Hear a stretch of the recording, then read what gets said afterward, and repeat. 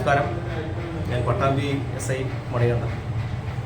Pattambi police station പരിധിയിൽ കൂടുതലായിട്ട് ശ്രദ്ധിക്കപ്പെട്ടിട്ടൊരു കാര്യം എന്താണെന്ന് വെച്ചാൽ കുട്ടികളുടെ ഡ്രൈവിംഗ് അത് ക്രമാതീതമായിട്ട് വളരെ ആലോചന കൂടുതലാണ് എന്നുള്ളത് തിരിച്ചറിഞ്ഞു.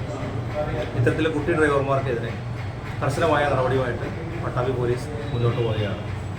നിലവിൽ ഏകദേശം 20-ലധികം കേസുകൾ ഇത്തരത്തിലുള്ള കുട്ടി ഡ്രൈവർമാർക്കെതിരെയും അതുപോലെ തന്നെ അവരുടെ രക്ഷകർത്താവിനെതിരെയും റിപ്പോർട്ട് ചെയ്തിട്ടുണ്ട്, അത് രജിസ്റ്റർ ചെയ്തിട്ടുണ്ട്.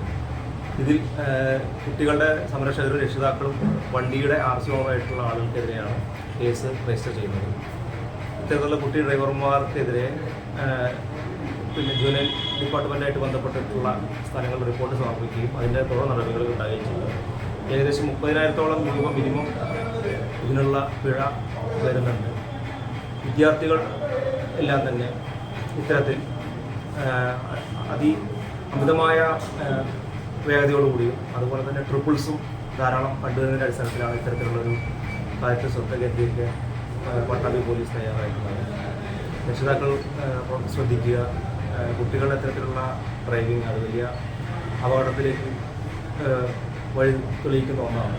അപ്പോൾ അതിന് കർശനമായിട്ട് നിയന്ത്രിക്കേണ്ടത് ആവശ്യമാണെന്ന് കണ്ടുകൊണ്ടാണ് ഇത്തരത്തിൽ നടപടികളായിട്ട് മുന്നോട്ട് പോകുന്നത്.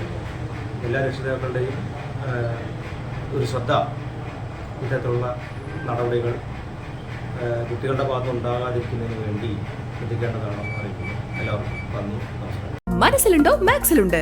Max wedding centre, Pattambi, Kuttanad, Koppam and Kacheri.